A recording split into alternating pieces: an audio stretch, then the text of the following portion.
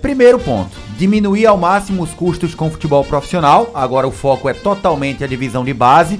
Santa Cruz vai observar com muito carinho a campanha do time sub-20 e pelo que foi dito pelo presidente Bruno Rodrigues há pouco tempo atrás, o Santa Cruz vai começar a investir um pouco mais nas divisões de base. Segundo o próprio Bruno Rodrigues, ele encontrou toda a estrutura da base bem defasada no Santa Cruz.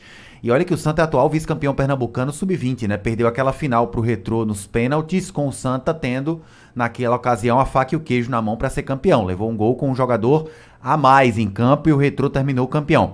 E o Santa vai dar esse olhar mais atento, esse investimento um pouco maior nas divisões de base.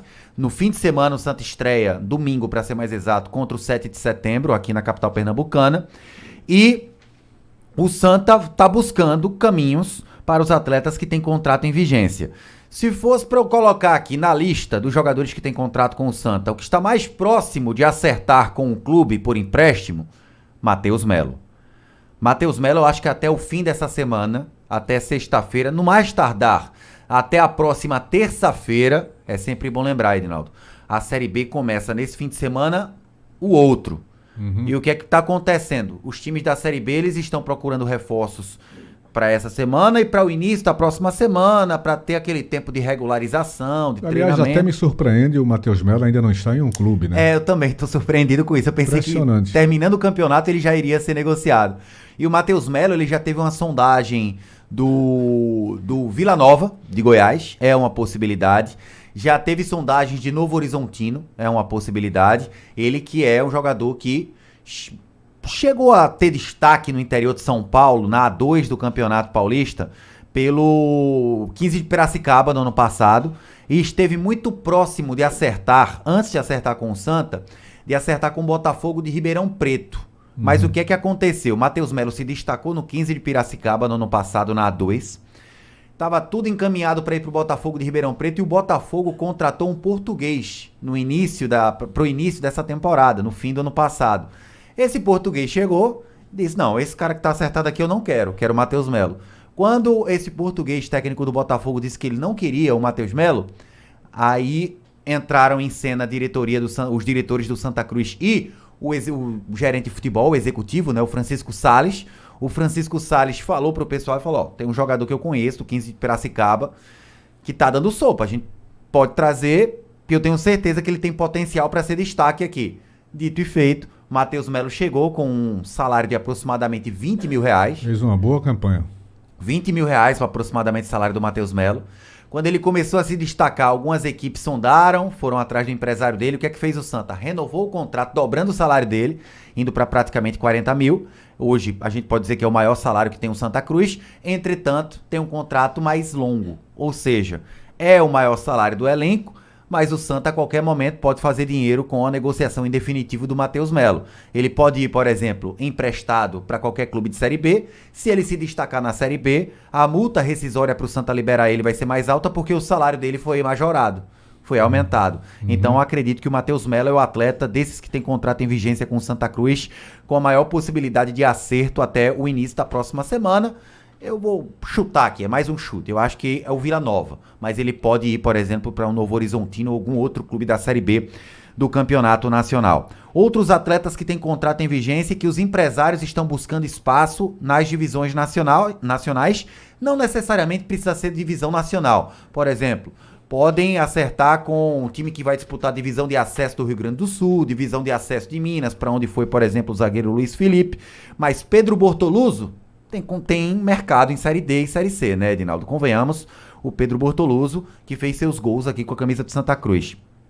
O volante Carlos Henrique, o Felipe Cardoso, o zagueiro Juan, esses atletas podem ser negociados para A2 o pernambucano.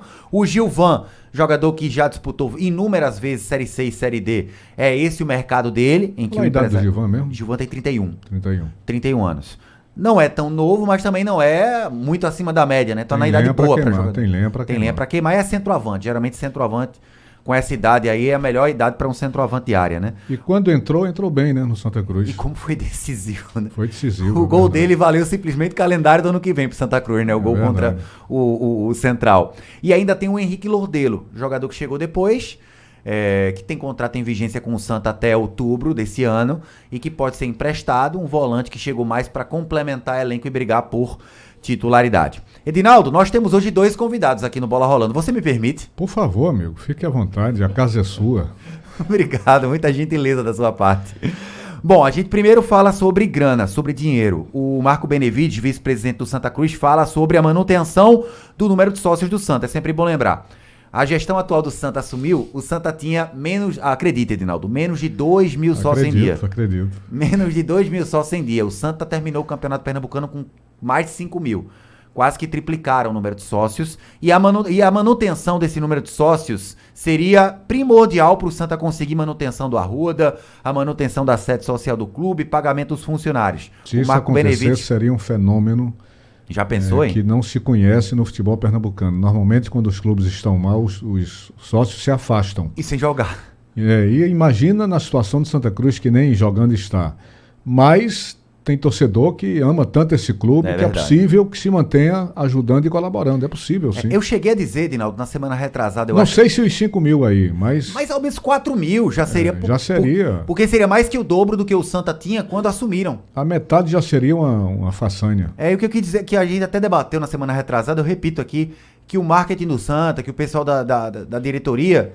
saiba fazer com que esse sócio, que não tem hoje o futebol para ir profissional no Arruda, ele se mantenha sócio em dia, talvez já pensando no ano que vem, né?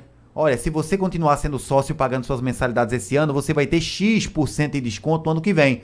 O ano todo em que o Santa vai jogar de janeiro é uma tentativa a setembro, de ter algum fluxo de caixa momentâneo, né? Perfeito. Se bem que vai ter uma redução no futuro quando você faz um promocional. Tem que estar preparado para isso claro, também. Exato. Mas, por exemplo, com o Santa jogando a Série D, com a torcida que tem o Santa, 5 mil para mim em dia é um número reduzido. Dá para aumentar para 10 mil, 12, 15. O Santa um dia desse que eu falo, menos de 10 anos atrás, quando estava na Série A em 16, o Santa estava com 25 mil sócios em dia, 30 mil sócios em dia. Então dá para chegar, basta dar um time competitivo para a torcida do Santa. E o Marco Benevides... Santa Cruz teve um presidente que queria transformar o Santa Cruz no Barcelona do Nordeste e o objetivo era 100 mil sócios. Mas ele chegou a fazer mais de 30 mil sócios, cara. Chegou a botar mais de 30 Jonas mil. Alvarenga. Exatamente. Jonas Alvarenga. 100 mil sócios é o número do Inter, né, hoje? Era uma coisa ousada, né? Chegar a 80, 100 mil sócios, mas ele acreditou e terminou em mais de 30 mil sócios em dia, pelo menos por aquele período em que o Santos esteve bem. 100 mil sócios é patamar internacional, Grêmio, Palmeiras, que tem 140. Sempre se mantiveram nesse patamar, sempre. Bom, o Marco Benevides fala sobre essa situação. Eu queria só explanar um pouco que as vitórias do Santa Cruz nesse ano, elas ultrapassam até a questão do campo.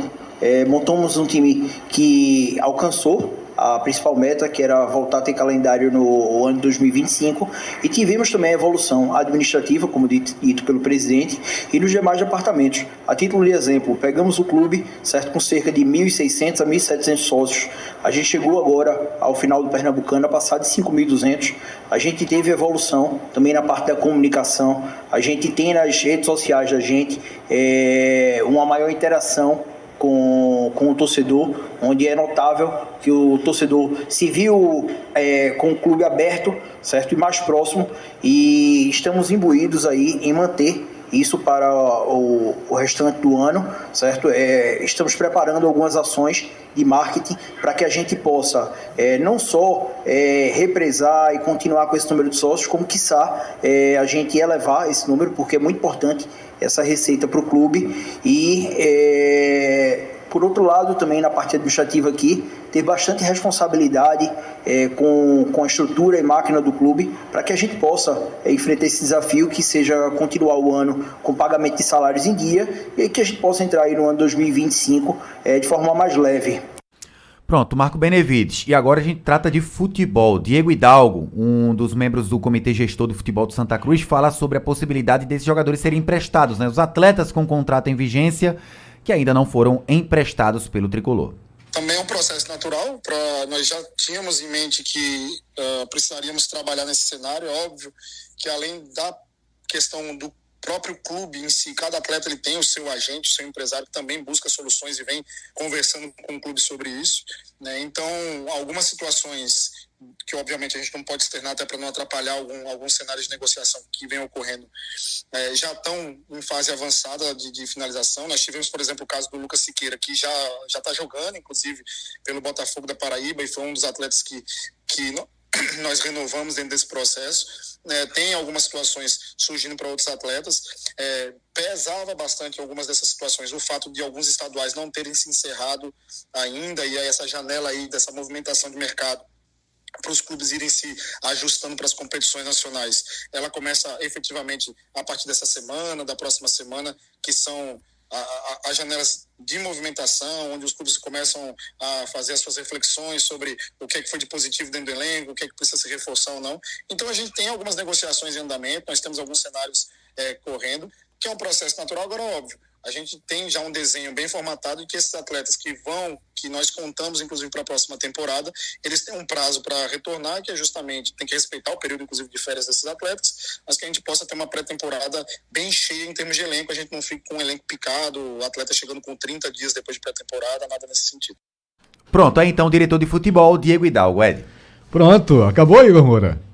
Sim. Acabou. Um abraço pra você, Mais tá um certo? noticiário aí de Santa Cruz. Mais completinho pra galera tricolor. Por isso que eu digo, né? Acabamos de ouvir a terça-feira tricolor aqui no Bola Rolando, 18h46. Bola Rolando.